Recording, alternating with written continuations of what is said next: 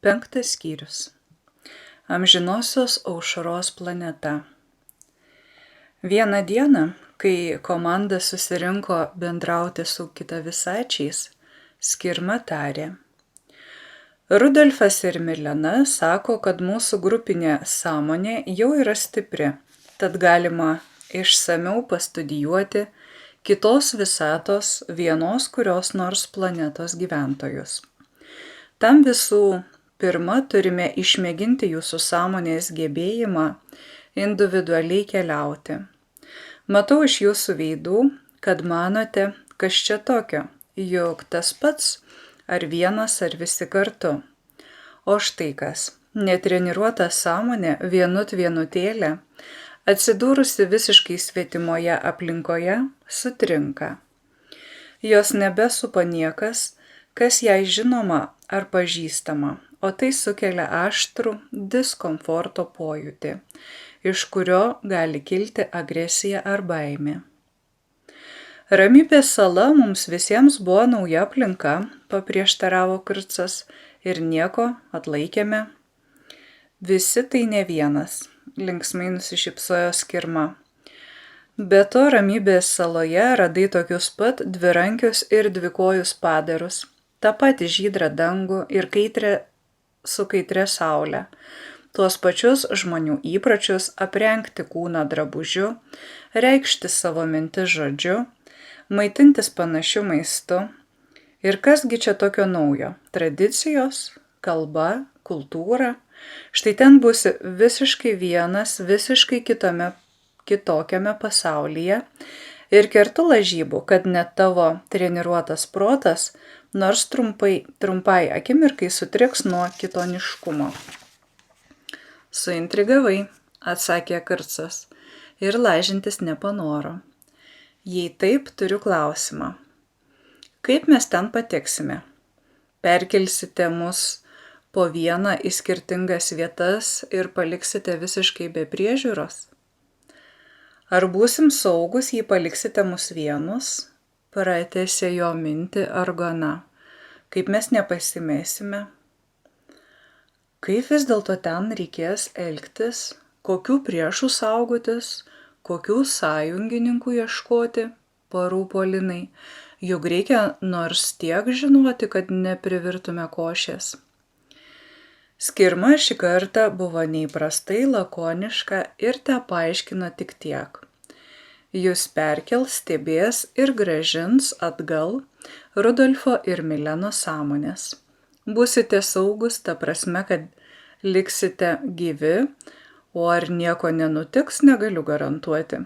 Juk kiekvienas nutikimas yra vertinga patirtis. Ir patenkinta savo žodžių sukeltų įspūdžių nusijuokė. Skirma, baik gąsdinti žmonės. Nei kiek nerimtesnė intonacija pagrasė Milena. Neatrodė, kad ji būtų nors kiek atjautusi susirūpinusius naujokus keleivius. Milena, kaip ir Skirma, iš anksto nekantriai laukė šio nuotykio. Ar čia bus panašios pratybos kaip su Zedonu? Atkakliai klausinėjo Lina. Pamėsite mus tarp priešiškų kitavisačių ir tikrinsite, kiek budri ir vientisa yra mūsų sąmonė? Jeigu man ten nepatiks, ar aš galėsiu pati sugrįžti atgal, kaip per savo laiko kelionės žemėje? Skirma neatkreipė dėmesio į Linos klausimus ir tęsė. Ta planeta, į kurią keliausime, yra iš visų visatai artimiausių visatų grupės. Joje taip pat egzistuoja žvaigždės ir planetos, kuriuose evoliucionuoja gyvybė. Mūsų lankytinos planetos gyventojai vadovaujasi principu pažink pats. Dėl to išlaikydama jų stilių nieko nepasakosiu ir viską suprasti apie tą pasaulį palieku jums patiems. Grįžę apibendrinsime potyrius, palenktyniausime, kuris daugiau suvokėte. Juk mėgstate proto dvikovas, ar ne? Šie žodžiai buvo skirti atlantiečiams, tačiau puikiai tiko ir Linai su Luku. Kiekvienas jų jau įsivaizdavo kaip puikuosis prieš draugus, kad geriau, daugiau ir aiškiau už juos suvokė kitą pasaulį. Nagi, užsimerkite, susikaupkite ir pasiruoškite skrydžiui. Skirma šiandien buvo linksma ir nevengė draugiškai pasišaipyti iš savo mokinių. Nepamirškite su savimi pasimti aukščiausio lygio įžvalgumo. 1, 2, 3 ir mes jau ten. Skirmos balsą nustelbė garsus šiugždesys. Lina atsimerkė ir apsidairė. Ji buvo visiškai viena aukštų augalų giraitėje. Čia viešpatavo prietema. Nors skubiai sutelkė visą savo sąmoningumą bei patirtį, Lina neįstengė suvaldyti lengvo drebulio, kuris ją apėmė, kai ji suvokė, jog yra baisioje tolybėje nuo savo įprastos aplinkos. Juk esu keliavusi po įvairias žemės epochas iki seniausių laikų, kai nė amebos dar nebuvo vandenynuose užgimusios. Ramino ji savo protą. Esu patyrusi visokių keistenybių proto pasaulyje, kai tenykščiams gyventojams padėjau kurti alternatyves realybės. Ir po gyvybės pasaulį teko nemažai klajoti. Tai kodėl ši prieblanda man atrodo paslaptinga, o augalai baugus? Gerai, sakė Skirma Karcui, protas sutriks nuo kitoniškumo. Įdomu, ką Karcas dabar jaučia ir ką mato, turbūt mus visus išmėtė po skirtingas vietas, kad išvystume įvairių vaizdų ir iš savo pasakojimų susidarytume išsamesnį planetos vaizdą. Lina valios pastangomis nuramino šį iš jaudulio kilusi vidinį monologą ir sutelkė dėmesį į aplinką. Tie aukšti liekni medeliai primena mūsų saulėgrąžas, tik šitų kotai tvirtesni ir lapai stambesni. Neiškentęs visiškos tylos, protas vėl ėmė kalbėtis pats su savimi. Lina nusprendė jam netrukdyti ir iš lėto dairėsi aplink save. Tamsus kamienai stiebėsi gal 10 metrų virš galvos ir buvo apaugę tamsiais, beveik juodai švirkščiais plačiais lapais, tokiais tvirtais, kad Lina jais būtų drąsiai galėjusi užkopti aukštyn. Kai kurių aukščiausių ir stambiausių medžių viršūnėse skleidėsi tamsus kaip lapai žiedai, kurių viduje Lina turbūt būtų laisvai išsitekusi, tokie platus jie buvo. Nors nesijautė jokio vėjelio, augalai lėtai siūbavo ir skleidė tą keistą šiugždėjimą, kurį jie iš pat pradžių išgirdo. Jei yra medžių, gali būti ir gyvūnų, įspėjo budrusis Linos protas, nebūtinai draugišku. Taip ir nesupratau, ar aš čia perkelta tik stebinčiąją sąmonę, ar ir jaučiančiąją. Jeigu man kas nors įkas, ar ant mano fizinio kūno žemėje liks žymė, juk 22 amžiuje virtualios realybės programos leidžia išgyventi ne tik malonius pojūčius, bet ir skausmą, kad potyris taptų kuo tikroviškesnis. Būna po kokios nors virtualios kelionės atsibundi visa nusėta mėlynėmis. O tąsyk, kai Eglė išviliojo virtualiai kopti į Everestą, susilaužiau koją. Fizinė, aišku, nelūžo, tačiau kelias dienas skaudėjo kaip lūžusi. Ar čia irgi bus kaip per Zedono mokymų su realiais pojūčiais?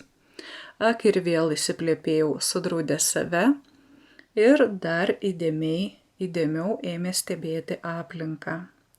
Sutrikęs protas iš paskutiniųjų mėgino sugrąžinti jos dėmesį į įprastus dalykus, atsiminimus ir palyginimus. Bet Lina jam griežtai nurodė analizuoti regimybę. Ji ilgai stovėjo vietoje ir dairėsi aplink. Arba gyvūnai, ar tie kiti sąmoningi gyventojai, kuriuos minėjo Skirma, puikiai slapstėsi, arba jų čia nebuvo. Gaila, kad jų nėra, gal visai ir draugiški būtų, juk įdomu pamatyti, kokie jie, mėgino komentuoti protas. Bet Lina jam kategoriškai visų balsų tarė: "Cit! Ir kaip aš iki šiol su tokiu plepiu gyvenau, viskas, dirbame, ką mes matome ir kas tai yra." Ji priėjo prie vieno augalo ir atsargiai jį palietė.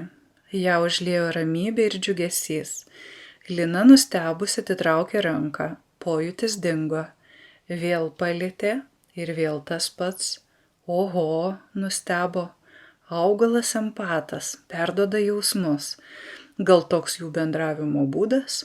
Tuomet nesistebiu, kad skirma mus čia atsigabeno, juk ji mėgsta bendrauti emocijomis. Reikės ir man pamėginti kalbėtis jausmais. Lina pasistengė tapti kiek įmanoma draugiškesnė ir kad būtų įtikinamiau, plačiai ir šiltai nusišypsojo. Tada vėl uždėjo ranką ant medžio kamieno. Šį kartą medžio atsakas buvo intensyvesnis ir ji pajuto stiprų palankumą. Pati nustebo, kad pajėgė taip aiškiai įvardyti, ką jaučia. Jausmai čia tapo ne tik raiškesni, bet netgi beveik tokie pat materialūs kaip daiktai. Susižavėjusi, kad jai pavyko užmegzti ryšį su sąmoninga kitos visatos būtybė, Lina įsitraukė į emocinį pokalbį. Ji neabejojo, kad medžiai sąmoningi. Suprantama, kad kitame pasaulyje kitaip bendraujama ir kitaip reaguojama į aplinką. Nuostabu jau vien tai, kad ji su kita visačiais rado nors kokią bendrą kalbą ir gali keistis tarpusavyje savo būsenomis. Jie ilgai kalbėjosi su medžiu, siųsdama jam visas geriausias savo jausminės būsenas, kokias tik sugebėjo atsiminti. Meilę, džiaugsmą, nuoširdumą, linksmumą, žaismingumą, o atgalios jai grįždavo lengvumas, bendrumas, sotumas, saugumas, laimė gyventi. Šios saulėgrąžos yra tikros jausmų gydytojos, mąstė ji, net jeigu viduje siaustų sumaištis ar intensyvi emocijų audra, jos sugebėtų nuraminti ir paguosti. Verta čia grįžti, kai kitą kartą jausiuosi nusiminusi. Juk neapsunkinsiu jūsų savo neigiamais jausmais, paklausė Lina. Draugiškoji saulėgrąža suošė lapais, lyg sakydama visada prašom, esi laukiama, mylima, brangi. Tegu nemano, kad išsigąsiu nepažįstamų būtybių. Užsimerkęs ir laukdamas, kol bus nugabentas į kitą planetą, mintise priešginiavo skirmai Kircas. Kažkoks šiurkštus daiktas palietė jo veidą. Magas staigiai pašoko ir įsakė savo protui gintis, o jei reikės pulti įtaigą ir maginėmis formulėmis. Kažin ar jos paveiks kitos struktūros padarus, šmėstelėjo abejonė. Kircas ją sunaikino valios šuorų kaip niekingą išdavikę. Rudolfas sakė, kad visuose pasauliuose egzistuoja magnetizmas ir magija, vadinasi veiks ir mano minties jėga. Jis neleis skirmai jaustis teisiai vien dėl to, kad viduje sukirbėjo abejonė. Nėra ko kam nors žinoti, kad galingasis Kircas, vienas atsidūręs kitoje visatoje, jaučiasi ne visai užtikrintai. Taip kovingai nusiteikęs, jis stovėjosi ir dairėsi aplinkui. Tačiau priešo, kuris jį palietė, nematė. Iš visų pusių taikiai siūbavo tamsus medžiai, kurių viršūnėse skleidėsi tamsus, beveik juodi žiedai, kupini smulkių sėklų. Kirco laikais saulėgrąžos neaugo, taigi jis negalėjo kaip Lina šių medžių palyginti su kokiu nors žinomu augalu. Pavadino juos didžiagalviais. Nors nesijautė jokio vėjo, medžiai siūbavo stipriau ir nuo gretimo didžiagalvio ant Kirco galvos pabiro sėklos. Jos buvo delno dydžio, tamsiai rudos, apaugusios šiurkščiais plaukeliais, kai kurie plaukeliai buvo ilgi ir stori. Jie lankstėsi į visas puses, kaip paukščio sparnai skrydyje, ir leido sėkloms sklisti plačiu spinduliu. Štai kas mane kliudė, suprato Kircas ir nusišypsojo, kad sureagavo kaip katinėlis iš pasakos Dangus griūva. Pasaką jis viena ausimi nugirdo, kai ją vaikams neseniai sekė Lina. Jis atidžiai apsidairė aplink, per didžgalvius nieko daugiau nėjo įžiūrėti. Priėjęs prie vieno medžio, nusprendė jo tvirtu kamienu įsiropšti į viršūnę pasidairyti. Jis kaip ir Lina pajuto medžio geranoriškumą. Nebuvo gabus empatas, todėl atsakė jam kiek galėdamas draugiškesnę šypseną ir mintimis paprašė leidimo į jį įsiropšti. O gal jie ir yra tos sąmoningos būtybės, mąstė jis, ir be leidimo, kabarodamasis, jis jiems pasirodys įkyrus kaip skruzdė, kuri ima ropoti snaudžiančiam žmogui per koją. Todėl būna be skrupulų nusviedžiama šonan. Nenorėjo, kad jį kas nusviestų ar sugalvotų ką nors dar blogiau. Nors nepavyko iš skirmos sužinoti, kaip intensyviai čia patiriami pojūčiai atsispindės fizinėme kūne. Vengė veltis į nežinomą situaciją, jos kaip galima geriau neištyręs. Medžio atsakymas Kurcui suskambo kaip draugiškas smalsumas. Kurcas nustebo, kad taip aiškiai atpažino jam siunčiamą būseną. Jei būčiau nepasigėdėjęs ir paprašęs skirmos mokyti tų jos būvių, dabar sugebėčiau raiškiau susikalbėti su emocinės kalbos atstovais, apgailestavo. Neįsivaizdavo, kad kada nors gyvenime kalbėsi su medžiu. Didžgalvis paslaugiai atkišo savo lapus ir Kurcui sudarė laiptelius iki pat žiedyno. Čia kaip stebėjimo bokšte jam buvo pasiūlyta patogi iš viršutinių lapų suformuota kėdė pagal jo kūno formą. Ir ji Kurco pageidavimu netgi sukiojosi į visas puses. Vaizdas, kurį jis išvydo, nustebino. Didžgalvių miškas iš šonus tęsėsi kiek akis užmatė, o priekyje ir užpakalyje augo gana siauru ruožu. Tik dabar Kurcas atkreipė dėmesį, kad buvo prietema, lyg auštant ar vos nusileidus saulei. Palei horizontą dar, ar jau, šmėžavo balto šviesulio viršūnėlė. Priekyje, kur miškas baigėsi į saulės pusę, matėsi pliki kaitros nudeginti kalnai. Įsižiūrėjęs atgal anapus miško, Kurcas regėjo tik tamsą. Virš galvos prietemingame danguje švietė aibė ryškių didelių žvaigždžių. Ko griebtis toliau, gal pamėginti nueiti iki miško ribos, į saulės pusę, svarstė balsu. Medis, pajutęs jo klausimą, atsiuntė emocingą potyrį, ten, kur saulė, karšta, sausa, skausminga, negyva. Ten, kur tamsu, šalta, sausa, skausminga, negyva. Čia, kur didžiagalvių miškai, šilta, gaivu, palanku, sotu. Tai taip ir augate siaurą juostą, paklausė medžio Kurcas. O kai saulė pateka, ar ji jūsų neiškepina? Jį pasiekė jausminis vaizdinys, iš kurio suprato, kad saulė visada išlieka ten pat ir jų miškas visada skendi toje pačioje saugioje, sočioje, palankioje prietemoje. Ruošdama komandą tarpvisatinėms kelionėms, Skirma supažindino atlantiečius su astronomijos pagrindais. Užtat dabar Kurcui buvo aišku, ši planeta skrieja aplink žvaigždę, nesisukdama aplink savo ašį. Dėl to čia visada karšta saulėtoje planetos pusėje ir tamsu bei šalta šešėlinėje jos pusėje.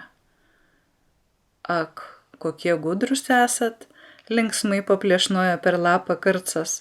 Radote išeitį ir įsikūrėte siauroje amžinosios aušros zonoje. Medis į jo pagirimą atsakė intensyvia džiaugsmo emocija. Ir Kurcas ją išvertė į savo kalbą kaip juoką. O kitų sąmoningų būtybių čia yra? Paklausė jis balsu. Medis tylėjo. Na taip, intelektualių žodžių tu nesupranti. Kaip man pateikti šį klausimą jausmų kalba? Ėmė svarstyti valingasis magas.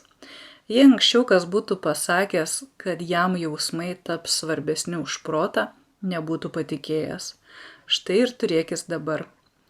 Pamėgino įsivaizduoti, kad kalbina kūdikį. Tu, kiti, draugiški, nedraugiški, baisu, pavojus, vebleno žodžius ir stengėsi juos sustiprinti atitinkamu jausmu. Medis nesureagavo į pavojaus jausmą, bet linksmai atsiliepė į draugo vibraciją. O taip, draugas, gerai, daug draugų, saugu, sotu. Štai ir pasikalbėjom. Pavargęs nuo pastangų, irzliai sumurmėjo Krcas ir pajuto, kaip medis susirūpinęs siunčia nerimą dėl savo naujojo draugo blogos nuotaikos. Na taip, jisgi jaučia, ką aš jaučiu, susivokė. Reikia atidžiau reikšti emocijas ir negąsdinti didžgalvio. Jis sužadino savyje ramybę, kokią stengdavosi pajusti prieš įvairias proto pratybas. Ir iš jos, kaip iš patogios bendrauti pozicijos, pasistengė kuo daugiau sužinoti apie didžgalvių pasaulį. Po kažkiek laiko, o kas gali žinoti kiek, jeigu saulė danguje taip ir nepasistumėjo nei per nago juodimą. Krcas išsiaiškino, kad miškas siaura juosta juosia visą planetą, o medžių draugai juos prižiūri. Kaip galėčiau susipažinti su tavo geranoriškais draugais? Emocinė kalba išreiškė savo smalsumą Krcas.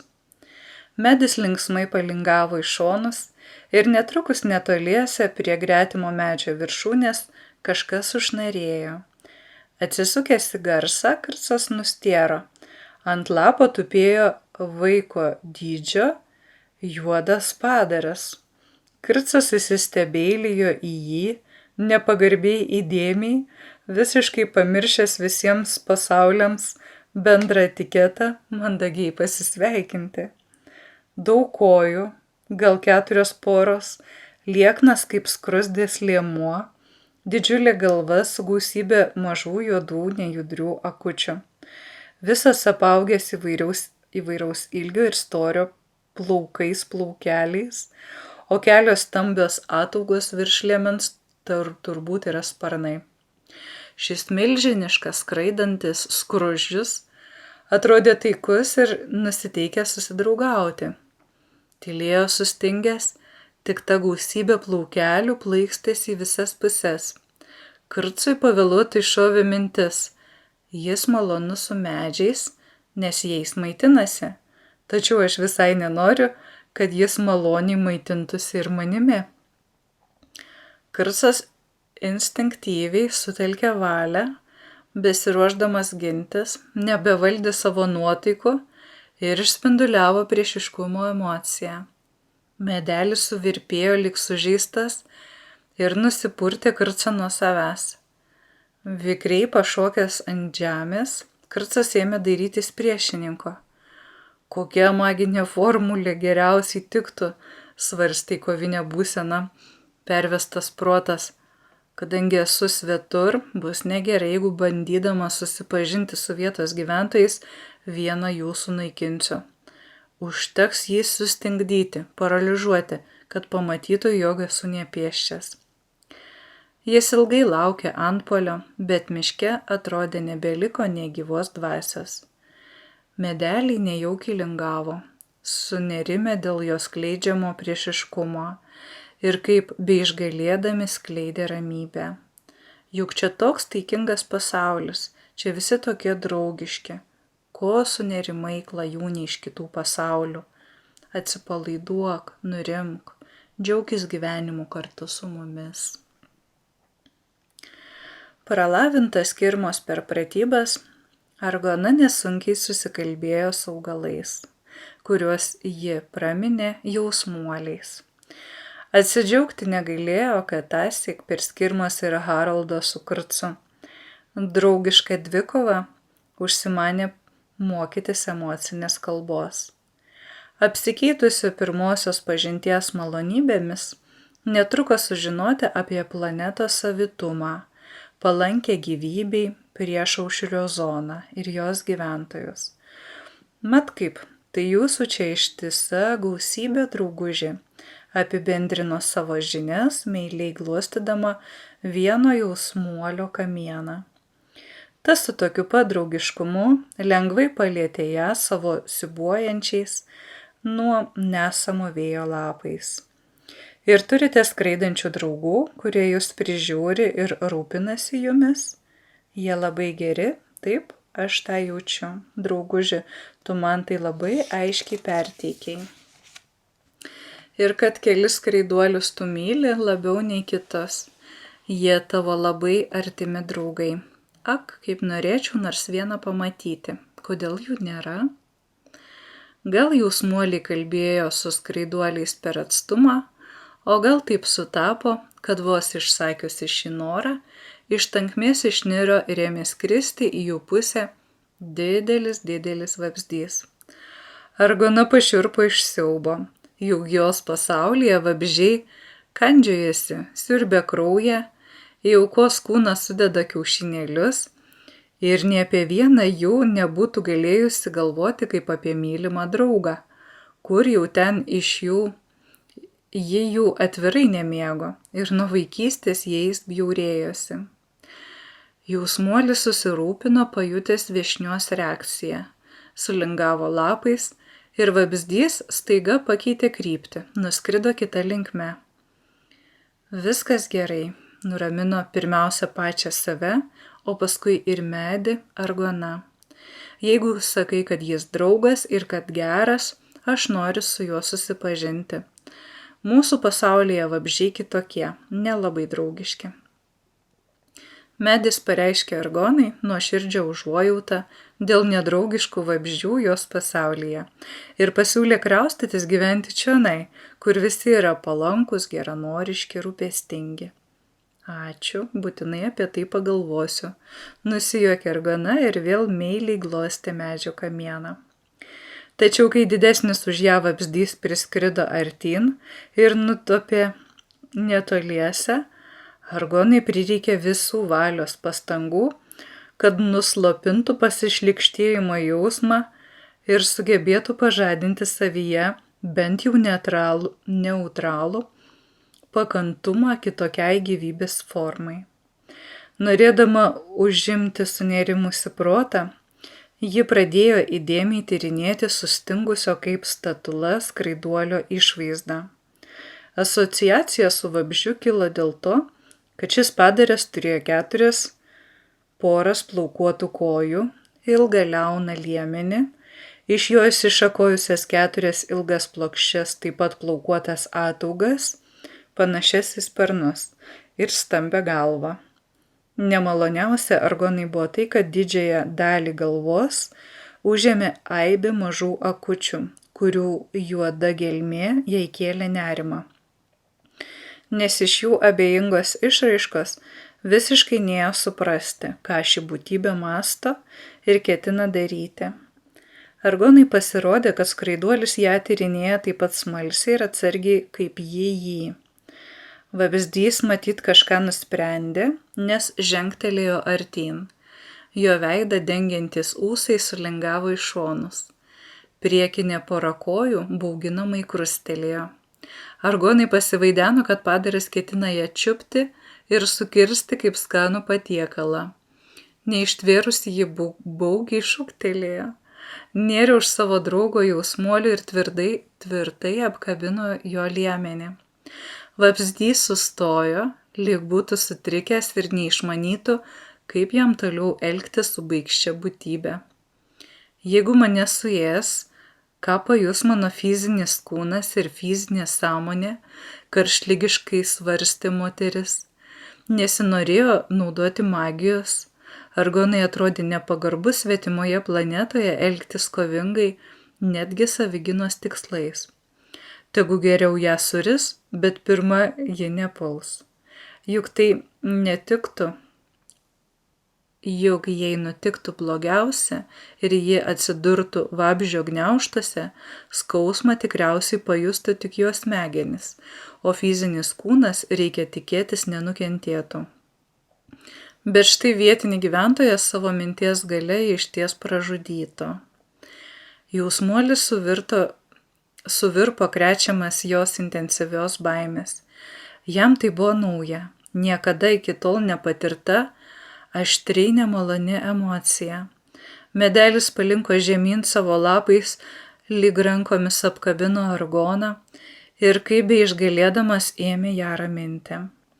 Taip moraliai palaikoma argona įveikė savo priešiškumą, leido skraiduoliui prisiartinti visiškai prie pat ir netgi ryžosi jį mandagiai pasveikinti.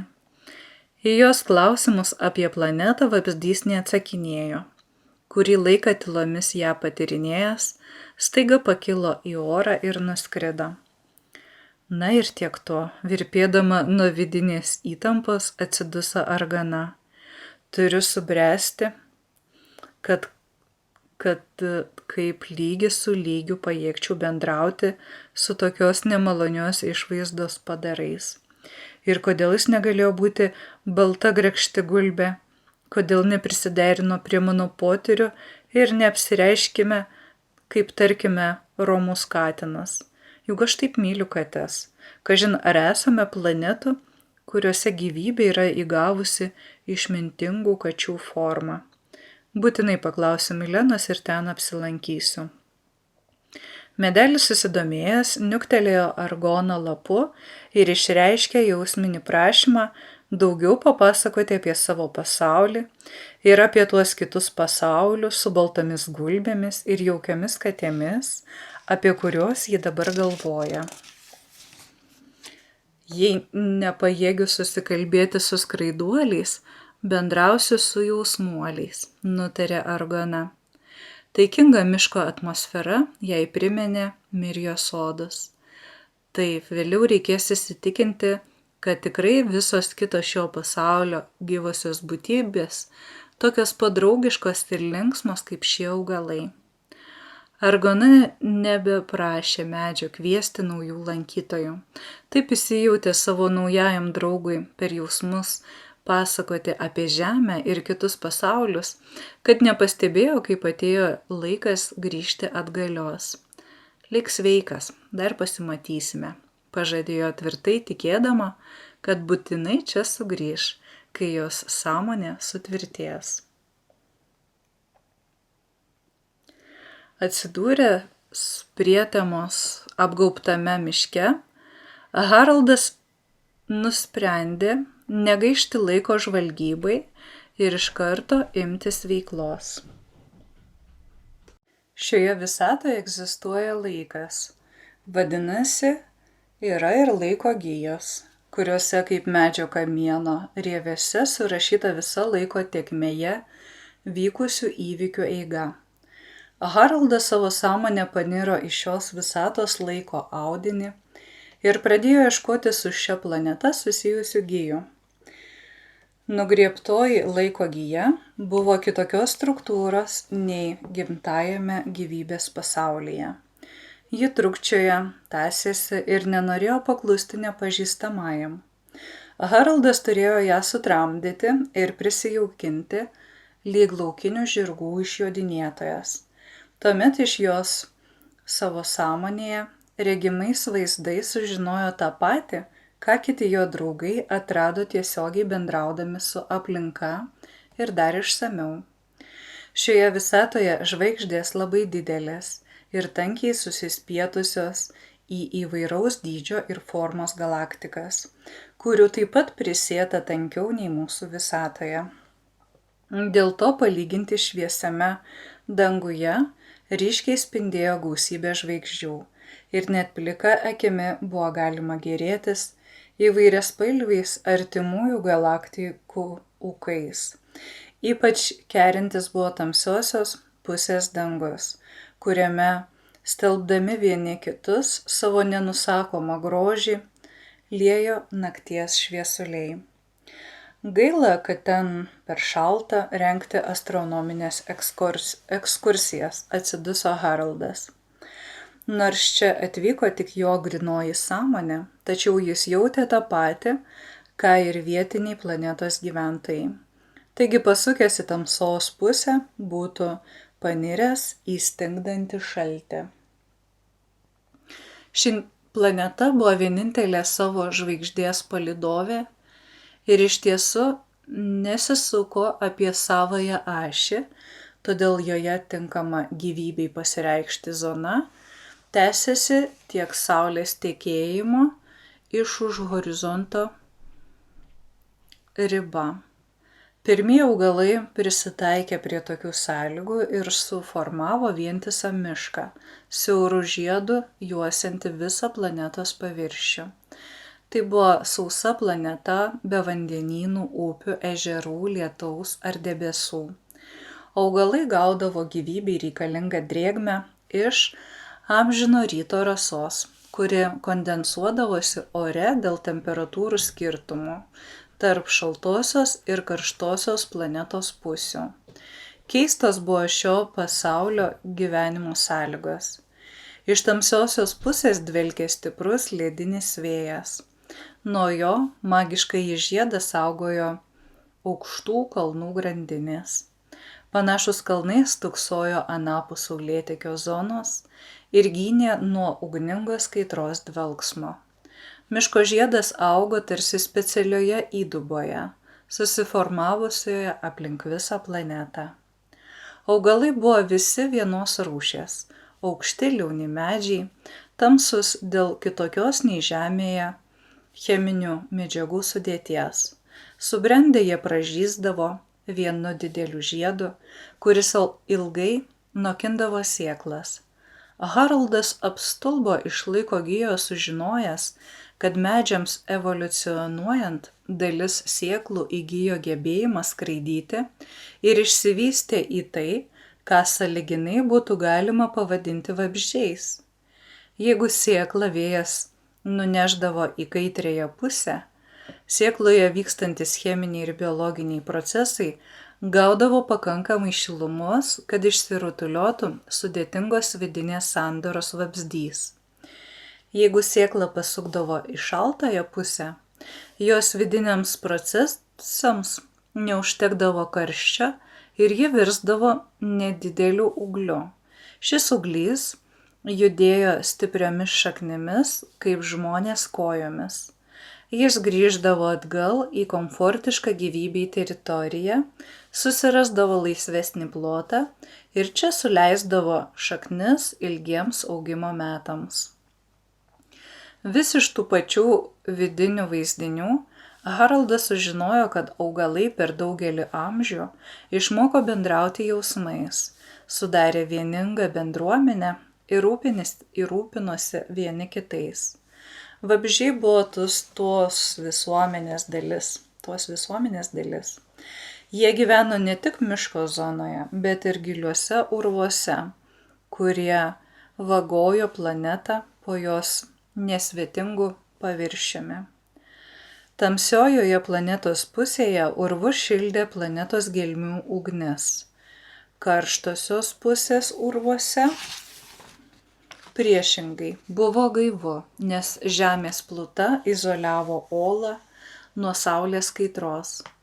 Vabzdžiai maitinosi augalų lapais, jų syvai jiems buvo kaip mums vanduo, o lapų ląsteliena visavertis maistas. Nors žemiečiui toks racionas būtų pasirodęs visiškai neįvairus, laiko gijo sukauptose reginiuose, stebėdamas vabzdžių gyvenimą, Haroldas išsiaiškino, kad jaunų medelių lapai minkšti ir saldus kaip vaisiai žemėje, o brandžių medžių lapai, prikaupę vertingų cheminių medžiagų, tampa sodrus ir sotus kaip baltyminga mėsa. Vabzdžiai rūpinosi medžiais ne vien kaip savo maistu, bet ir kaip savo pačių palikuonių nešėjais ir ateities visuomenės garantų. Atsižvelgdami į tai, ar jų visuomenės pusiausvyrai reikėdavo daugiau augalų ar daugiau vabzdžių, jie kontroliavo sėklų pasklidimą į šiltesnę ar šaltesnę zoną. Kartais šalto ar karšto oro srovėms prasiveržus pro kalnus žūdavo ištisas augalų ir vabzdžių kolonijos. Dėl to vabzdžiai įsigudrino vėsiose olose, esančiose tamsioje pusėje arčiau žemės paviršiaus, saugoti užšaldytas sėklas.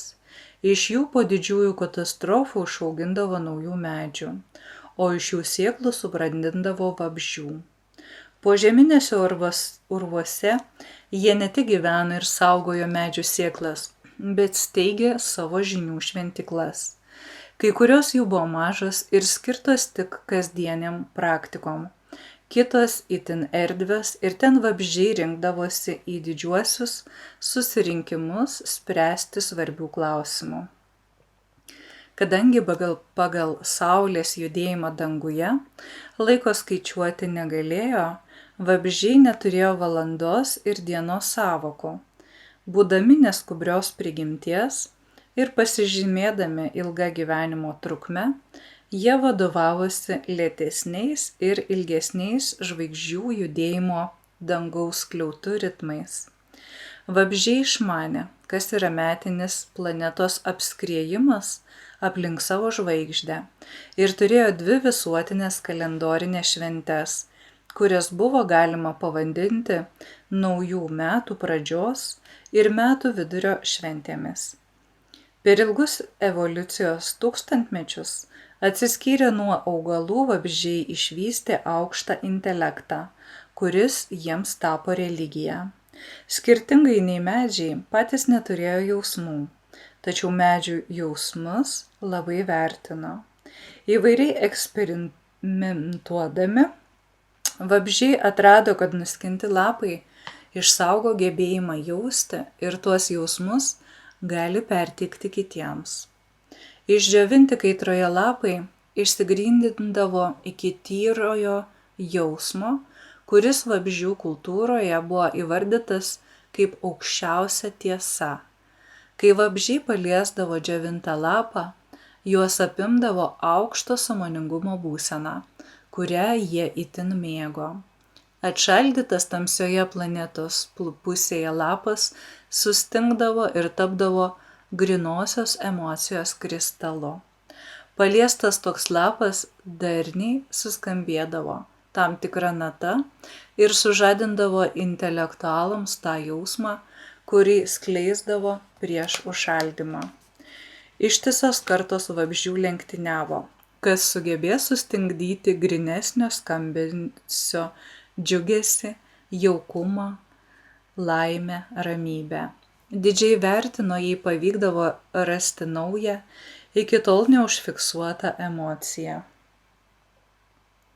Vabzdžiai mėgo klausytis kristalizuotų emocijų skambesio, tiek pavieniui, ilsėdamiesi ar norėdami susikaupti, tiek gausiais būriais per emocijų koncertus. Per laiko gijos rodomus reginius Haroldas išvydo požeminėse tamsiosios pusės saugyklose amžiais kaupiamas ištisas emocijų kolekcijas ir su malonumu jų pasiklausė. Jos buvo nuostabiai grynos, aiškios, stiprios, kai kurių nėjo nusakyti jokiais žinomais apibūdinimais. Tačiau visos buvo šiltos, taikingos, geranoriškos. Keista, kad neteko išgirsti neigiamų jausmų, pamanė Haroldas. Jis pasidomėjo laiko gijoje apie šios planetos būtybių jausmų skalę. O taip, jie išgyvendavo skausmą ir intensyvų liūdesį, kaip per kataklizmus nuo karščio ar šalčio bangų žūdavo artimieji. Tačiau kitaip nei žemiečiai, šių jausmų neužlaikydavo savyje ir ilgėliau nesielvartaudavo. Ne dėl to, kad greitai pamirždavo artimuosius ar per menkai būdavo prisirišę prie jų emociškai. Niūrios emocijos slėgė jautrius empatus, ardė jų gyvastį ir ilgiau jaučiamas galėjo sukelti netgi mirtį. Dėl to medeliai intensyviai išgyvendavo praradimo skausmą ir tuoj pat jį paleisdavo, tarsi nusimesdavo per senusius lapus. Gerbdami augalų jautrumą, vabzdžiai niekada neprašydavo nuskinto ar užšaldyti skirto lapo sukelti neigiamą emociją. Jie ir patys nematė jokios vertės mėgautis tamsiais jausmais. Jei kuris itin smalsus jaunas eksperimentuotojas visgi ryždavosi sukristalizuoti liūdesį ar netekties skausmą, pasiklausęs kūną stingdančios melodijos, pats suvokdavo, kad tai nekūrybinga ir nepalanki būsena. Nors ir jausdami alkį, klausytis vis naujų emocinių niuansų, jie pasirinko tik teigiamų jausmų skalę. Tie vabzdžiai intelektualūs ir kartu labai jausmingi, tik jų jausmai gimsta ne juose pačiuose, kiek pasaulių, tiek įvairovės, filosofiškai apibendrino Haroldas. Lukui vertėtų iš vabzdžių ir medelių pasimokyti neužlaikyti savyje neigiamų jausmų. Jis juk tiesiog brangina tą sielvartą, kurį jaučia dėl to, kad jį paliko žmona. Tai jo geriausias draugas. Sustingdė šią savo būseną į atminties kristalą ir garbingai padėjo ant širdies altoriaus.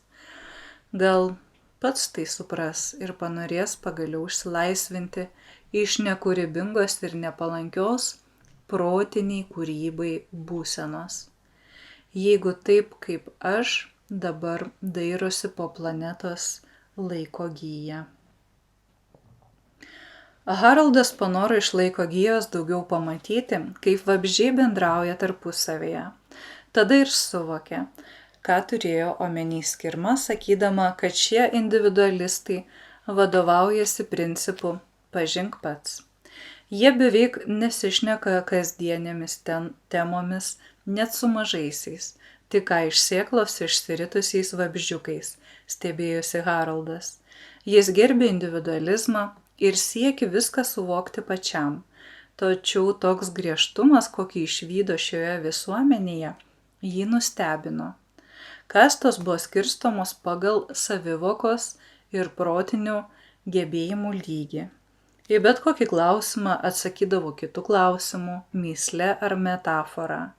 Lenktyniaudavo, kas įmantriau paklaus, rengdavo mįslių festivalius, konkursus, šventes. Jeigu kas nesugebėdavo atsakyti į tą ar kitą klausimą ar įminti mįslės, jis pasirodydavo esąs žemesnio rango ir su juo elgdavosi atitinkamai. O vos tik rasdavo atsakymą, kad ir po ilgo laiko sulaukdavo deramos pagarbos. Haroldas tikėjosi, kad šie moksliukai bus ambicingi ir konkurencingi kaip jo laikų magai. Nustebo pamatęs, kad jie yra geranoriški ir draugiški, tik labai sureikšminė žinias. Jie džiugiai sveikindavo kiekvieną, pasiekusi aukštesnį savivokos laiptelį.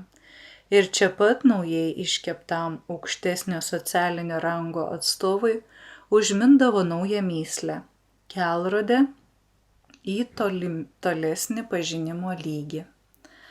Mat kaip mąsliai, nutęsė Haroldas, atsakė savo į svarbius klausimus apie šią planetą.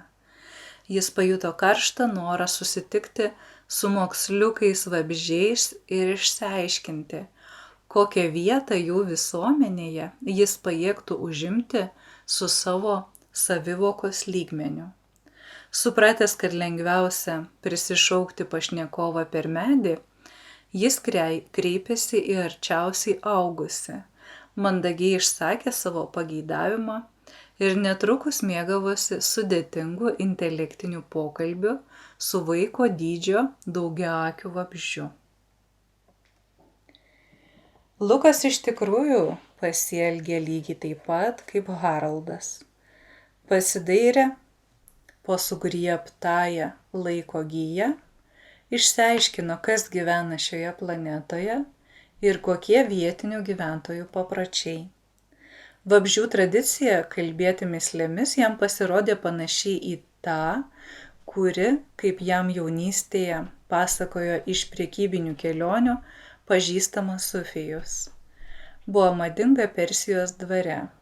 Lukas su šypsena prisiminė vieną šio bičiulio sektą pasaką apie išmintingą šachą bei kurpių ir jų mįslingą dialogą. Ar pridėjai prie 9 3? Dėjau, bet nieko neišėjo, sukliudė 32. Ar tu toli, ar arti? Buvau toli, dabar arti. Ant ko laikaisi? Ant 2 ar 3? Nuo 2 perėjau prie 3. O šio pokalbio prasmė labai paprasta. Štai ką jis reiškia. Ar per 9 mėnesius uždirbai tiek, kad užtektų žiemai? Ne, nes viską pravalgiau. Ar gerai matai? Jau nebe. Ar vaikštai savo kojomis? Ne, jau su lazda ramstausi. Susižavėjęs šiuo stiliumi, Lukas su draugais jūreiviais net buvo susikūrę savo koduotą kalbą, kurią suprato tik jie patys. Ilgiems metams jo mėgstamų posakių tapo frazė iš kitos Sufijaus sektos pasakos.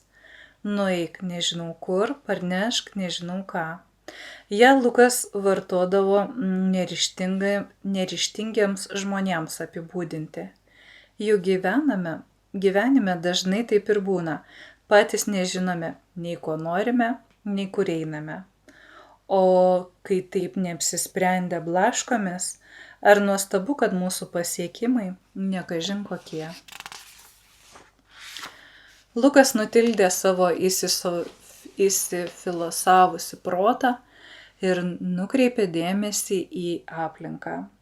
Jam, kaip ir kitiems draugams, pavyko susidraugauti su medžiu ir per jį prisikviesti pašnekovų.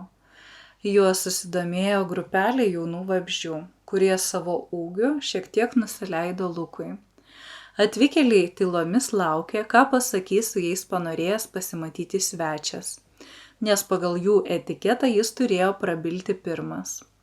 Gretimai sutūpę ant žemės, jie sustingo kaip statulos, tik jų kūnus, dengiantis įvairaus ilgio ūseliai, judėjo lyg plaistomi vėjo. Nors niekada nejautė vabzdžiams simpatijos, Lukas nebuvo prieš juos nusistatęs taip kaip Argona, taigi nesunkiai užmezgė protingą pokalbį. Iš informacijos gautos per laiko giją žinojo, kad vabzdžiai negaišta laiko mandagybėms ir pagerbė pašnekovą tiesiai sukdami prie reikalo. Aš esu iš kitos visatos, pareiškė jis vabzdžiams. Atvykau čia susipažinti su jūsų pasauliu. Jis nutilo iš įpročio tikėdamas kokiu nors atsakomosios replikos ar klausimo, bet prisiminė, kad pirmam klausti rizikinga, nes gausi atgal atsakymą mįslę ir turėsi ją įminti. Kaip per imtynės, nei vienas nenori pirmas išsiduoti, ką gebas. Atsidusęs ryžosi savo klausimui. Juk vis dėlto svečias, tai jam ir pirmenybė. Viską būtų galėjęs sužinoti vidiniu žvilgsniu, peržvelgęs laiko gijos saugomą planetos atmintį, tačiau norėjo praktiškai išbandyti, kaip bendraujama šioje visuomenėje. O apie ką kalbėti susitiko su kitos planetos atstovu. Koks klausimas nebūtų per daug bukas, ar sentimentalus, ar nesuvokiamas. Juk klausdami atskleidžiame savo žinių lygį. Juk klausdami atskleidžiame savo žinių lygį. Ar jums yra tekę susidurti su kitų pasaulių gyventojais? Lukas nusprendė, kad tokių klausimų parodys, jog žino apie gyvybę anapus šios planetos. Vienas vabzdys, pats stambiausias, sukrutėjo ir Luko sąmonėje maloniu bei išraiškingu balsu suskambėjo atsakymas. Kiek danguje žvaigždžių svetimšali? Nelygų kieno danguje, miela šeimininkė, lėtai atsakė Lukas, įsivaizduodamas, kad vieši savo laikų Safavidų dinastijos valdomos Persijos dvare ir kalbasi su šacho pasiuntiniais. Mano pasaulio danguje žvaigždžių tiek pat, kiek ląstelių mano kūne, o tavo danguje žvaigždžių tiek pat, kiek ląstelių tavo kūne. Vabzdžiai susižvalgė, nusilenkė jam ir nieko netarę nuskrido. Ar ką nors pasakiau ne taip? Užsidėjęs ranką ant kamieno, kad jaustų atsakymą, paklausė artimiausio medžio Lukas. Medis suvibravo, lyg linksmai juokdamasis ir nuramino jį, kad viskas yra gerai, kaip tik įmanoma. Už Luko nugaros užnarėjo ir atsisukęs išvydo 2 stambius vabzdžius. Suvokė, kad tai kiti, vyresni vabzdžiai. Atsiuntė protingesnių atstovų, nusišypsojo pats savo ir suvokė, kad dabar jam teks sugalvoti dar sudėtingesnį klausimą. Nagi, ką čia tokio pasakius, kad jūs nustebinčiau? Nusprendė imtis tos temos, kurią išmanė geriausiai ir mandagiai pasiteiravo. Kiek dabar laiko? Oi, kažin ar jie skaičiuoja laiką, juk čia nėra paros, nes planeta nesisuka. Pavėluotai susigriebė Lukas. Nepatikslinau to prieš klausdamas, bet gal jie ką nors nutuokia apie didžiuosius laiko ciklus, valdančius žvaigždžių sistemas ir visatas. Vabzdžiai susižvalgė ir Luko galvoje suskambo toks pat malonus, tik žemesniu balsu perduodamas atsakymas. O kas laiko laiką? Evoliucinė gyvatė, kurios nugaroje išraižytos visos laiko linijos. Kurią liniją paimsi, tiek laiko ir bus, broli, nuskambėjo pagarbus atsakymas. Vabzdžiai vėl nusilenkė ir dingo. Taip ir bus, tarė Lukas pats savo. Apie visatos sandarą ir raidą jie išmano. Į kelintą lygį mane išventino, juokais paklausė medžio Lukas. Jis net virpėjo nuo protinės įtampos. Atrodė, kasgi čia tokio, sugalvoti klausimą ir atsakymą į jį. Tačiau po 2 raundų pasijuto pavargęs kaip po dienos pratybų su Zedonu. Medis jam pasiuntė ramybės šuorą. Suprask, atjaučiu tave ir palaikau. Netrukus pasirodė vos net 2 už Luką didesnis juodas blizgantis vabzdys, kurio gal pusę kūno buvo užėmusi galva su gausiu kiekiu gilių kaip bedugnė juodų mažų akių. Luką išpylė karštis.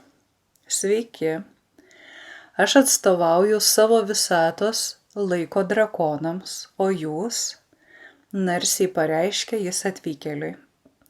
Tas kurį laiką mąstė, o paskui visame Luko kūne sodriu žemu balsu sugaudė atsakymas, kuris drauge buvo ir klausimas.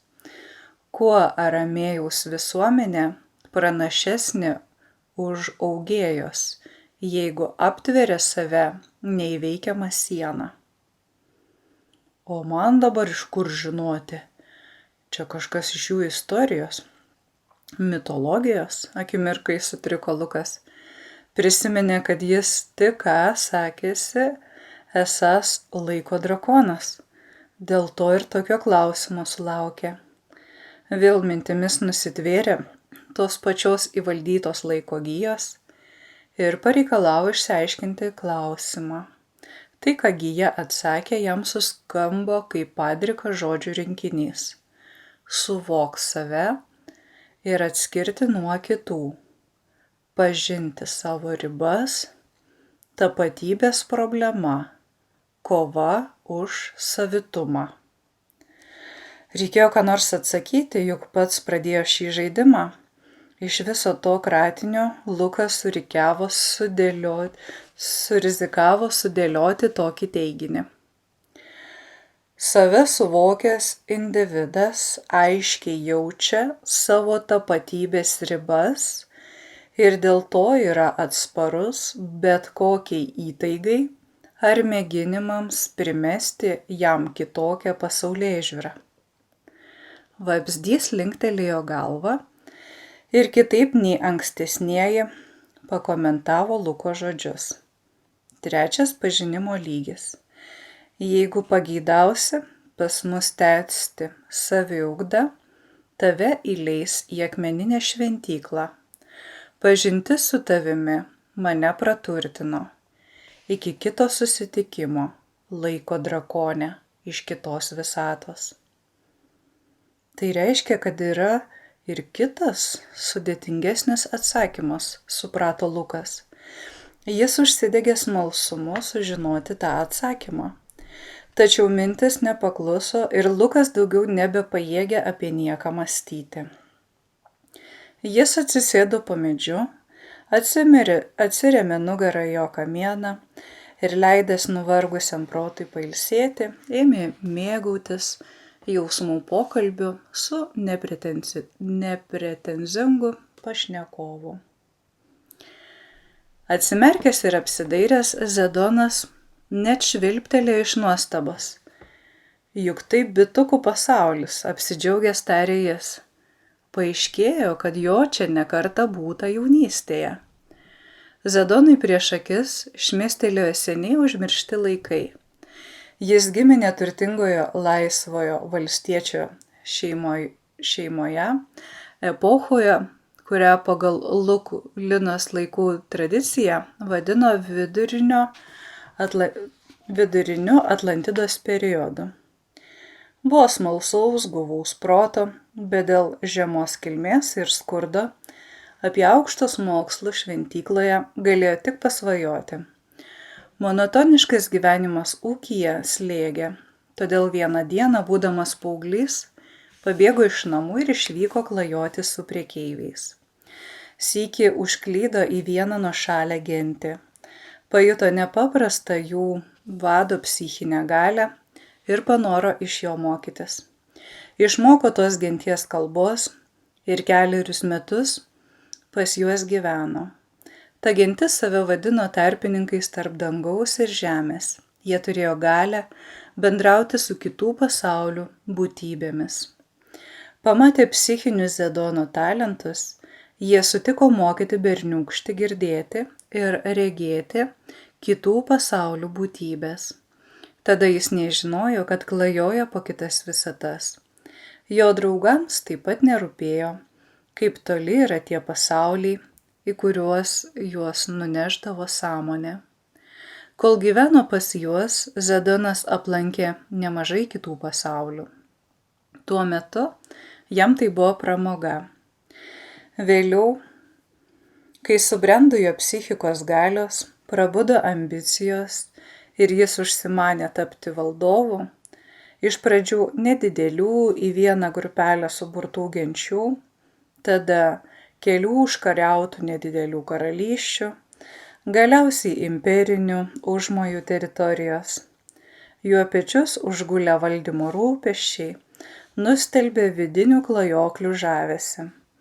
Ar tiesiog nepaliko tam laiko ir jėgų.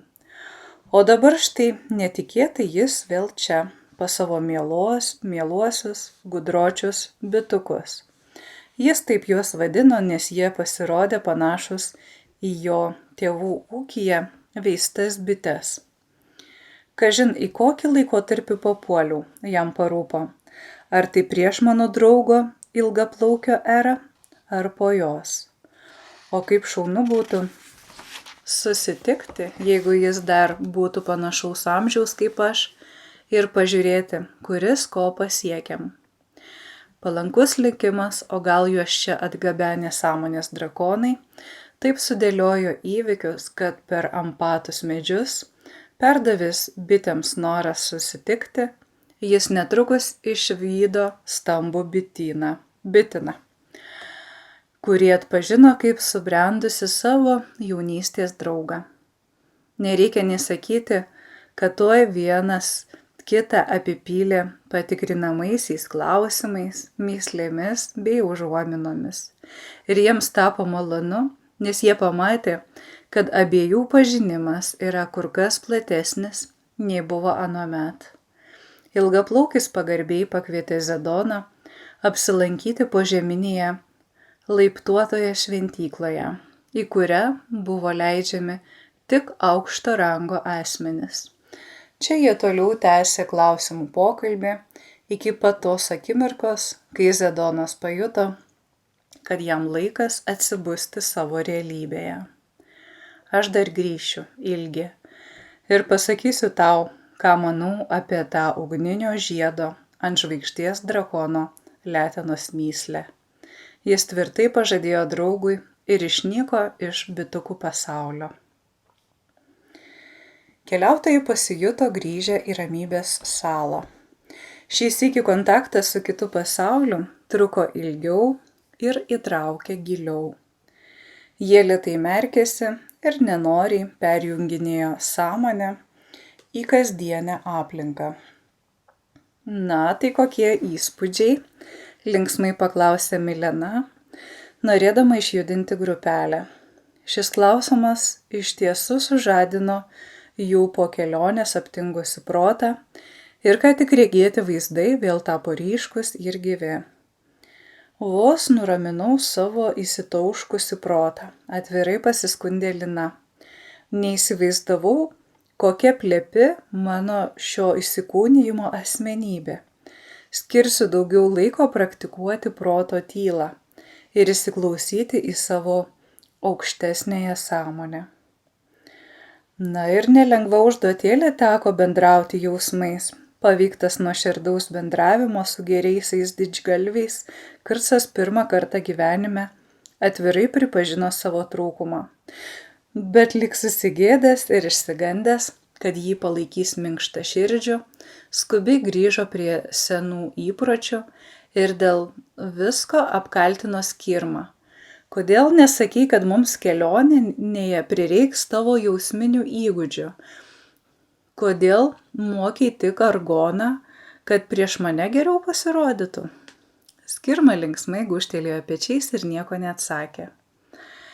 Nemanau, kad pasirodžiau geriau už tave, tik susikirtau kitoje srityje, perėmė atvirumą estafetę argona. Vos suvaldžiau savo priešiškumą vabzdžiams. Per savo keistą nusiteikimą galėjau netekti galimybę susipažinti su įdomia bendruomenė. Gerai, kad supratingi ir palankiai nusiteikę jausmuoliai man padėjo. Ar turėjo menį didžgalvius? Pasitiklino Kircas. Čia jūs apie tuos medžius, aš juos pavadinau saulėgrąžomis, įsiterpė Lina. Vis ta pati nežinomųjų dalykų įvardyjimo problema, ar ne? Prakalbo Skirma. Kiekvienas pavadina pagal save, o paskui vargsta aiškindamiesi, ar apie tą patį dalyką kalba. Aš medžius praminiau meilučiais, o kaip mes tituluosime šią planetą? Juk sakyk, kad nereikia stengtis primesti kitai realybei savo pavadinimu, pakomentavo Argona. Nereikia riboti reginio savo komentarais ar nuomonėmis, atsakė Skirma. O paskui grįžę namo, kad nesusipainiotume, apie ką kalbame, galime sugalvoti pavadinimus. Bus toks mūsų lankomų visatyno vietų žemėlapis. Siūlau planetą pavadinti prietemos pasauliu, suskubo pateikti savo variantą Lina. Gražiau priešaušrio kraštu, pasiūlė Argona. Amžinosios aušros bus tiksliau, nes saulės viršūnėlė tik švyščioja, tačiau niekada nepateka, savo nuomonę išsakė Kircas.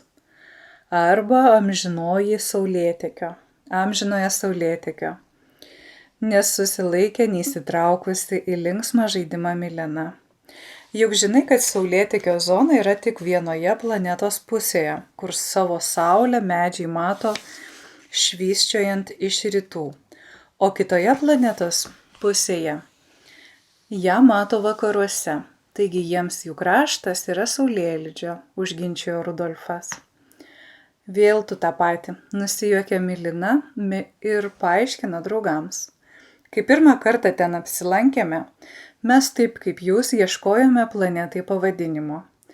Aš pasiūliau ją pavadinti Amžinojo Saulėtekio planeta, nes tai skamba labai romantiškai.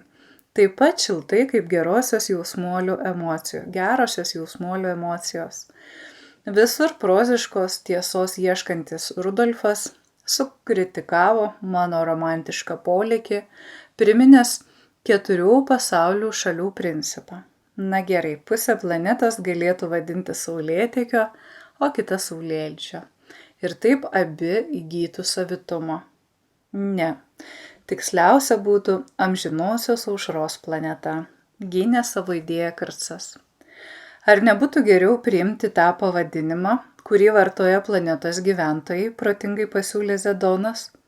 O koks tas pavadinimas, parūpo draugams? Taip aš jums ir pasakysiu, prunkštelėjo Zedonas. Patys turite sužinoti. Tai 5 pažinimo lygio informacija. Kodėl tokio aukšto lygio, nustebo Lina? Todėl, kad pavadinimas siejamas su sudėtinga kosmologijos sistema.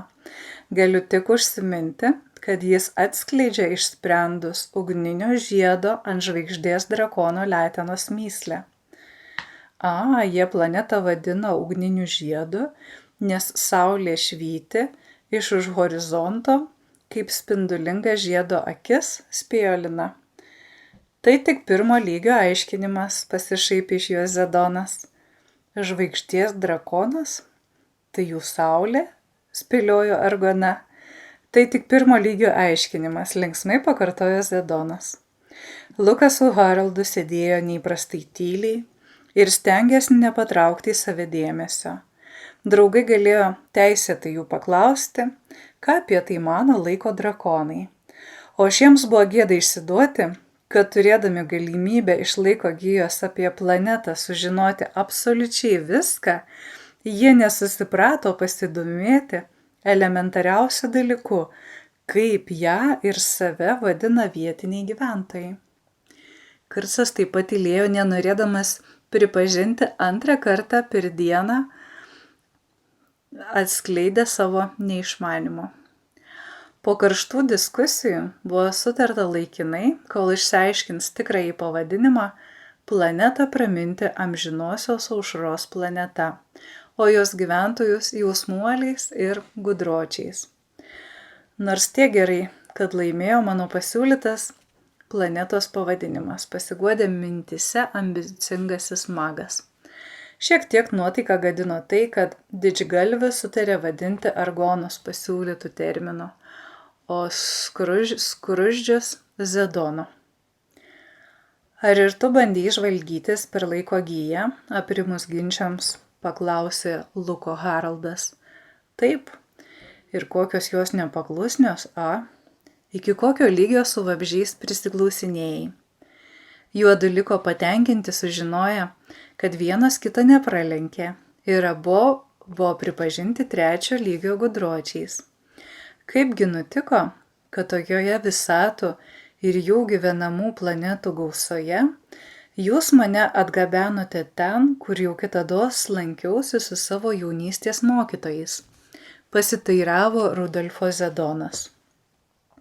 Susidomėję, kaip Rudolfas tai pakomentuos, draugai nutraukė tarpusavio pokalbius ir įdėmiai klausėsi. Mūsų Žemės atmosferoje yra aibė daugiamačių gijų, kitaip vadinamų kirmgraužomis, kurios trumpiausiu keliu išveda į kitas planetas tiek mūsų visatoje, tiek už jos, atsakė Rudolfas. Mudu su Milena naudojome šiais takeliais, nesivargindami kurti naujų. Ar gali būti, kad į šią planetą savo sąmonę buvo nusiuntę ir mano laikų Persijos išminčiai, paklausė Lukas.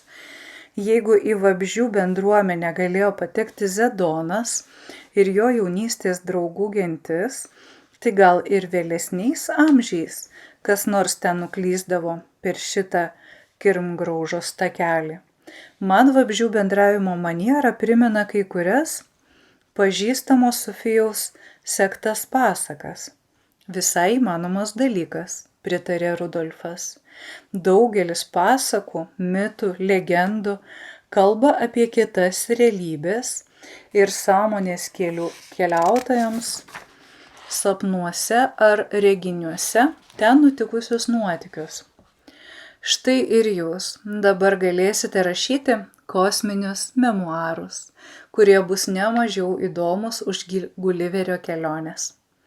Na ką, manau šis bandymas savarankiškumu, kaip ir kitoniškumu, puikiai pavyko. Skirma, ruoškis ir jūs visi taip pat susikaupkite. Rytoj pradėsime sudėtingą vizitą. Jau kai taip suintrigavote, tai neužmigsiu iki ryto, pajuokavo Lina. To ir siekiau, kad neliūdėtumėte dėl paliktos planetos ir svajotumėte apie naujus nuotykius. Bet man ten labai patiko. Ar galėsiu nuvykti pats vienas? Paklausė Lukas. Norėčiau kai ką išsiaiškinti. Žinoma, kad galėsite nukeliauti savarankiškai vėliau, pasibaigus mūsų projektui, atsakė Rudolfas. Netikėk tuo vėliau, sušuko Lina, tai tuščias pažadas. Aš jau esu maitinama daugiau kaip 20 metų. Ir ar kada grįžau? Netikėk ta pesimistė, jai į toną atkirto Rudolfas. Dar tik 20 metų prabėgo, o ji jau nekantrauja. Štai Zedonas grįžo po draugus po kiek metų. Beveik po 40, mąsliai atsakė tas. Ir dar grįšiu, po kokio gero 10, kai tapsiu išmintingesnis, kad galėčiau kaip lygus su lygiu susiremti su tuo gudročiumi ilgaplaukiu. Aš irgi būtinai sugrįšiu. Ir pasieksiu aukščiausią jų pažinimo pakopą. Tyliai sumurmėjo Lukas Haraldui. O tu? Taip, patikino jį draugas. Negi manai, kad atsiliksiu nuo tavęs ir leisiu tau tapti protingesniam už mane. Padrikai apsikeitę karščiausiais įspūdžiais, visi ėmė nuosekliai pasakoti, kas ką patyrė, tada apjungė surinktą informaciją ir taip susidarė išsamų amžinosios aušros planetos vaizdą. Štai kuo mes pranašesni už individualistus gudročius, padarė išvadą Lina. Jeigu jie griežtai nesilaikytų principo pažim pats, o dažniau dalytųsi vienas kito atradimais, jų pažinimo ribos prasiplėstų iki neįsivaizduojamų dydžių. Jų pasaulis vystosi savita linkme, atsakė Milena. Ten ugdomas individualizmas ir augama vien per teigiamas emocijas. Mūsų žemėje daug neigiamų emocijų, kurias žmonija išmoko panaudoti kaip varomąją jėgą. O savo bendruomenę kūrė kaupdama ir apibendrinama visų narių patirtimi ir saugodama ją kolektyvinėje atmintyje. Sunku teigti, kad mūsų kolektyvinės raidos kelias geresnis, nors žemėje subrendo daug didingų kultūrų, dalis jų dėl žmonių ydų žlugo. Dar pridurk, kad esminis grupinės būsenos produktas – kolektyvinė pasąmonė. Jis suteikia galimybę naudoti senąją išmintimi, tačiau jau seniai tapo užklota klampaus neigiamų emocijų ir ydų sluoksnio, priminė Rudolfas. Tikras brandžios asmenybės iššūkis yra išmokti nusileisti į savo ir į visos žemės pasąmonės gelmes ir ten išlaikyti ramybę bei vidinę šviesą. Juk mes valdome šią kolektyvinę pasąmonę, ar ne?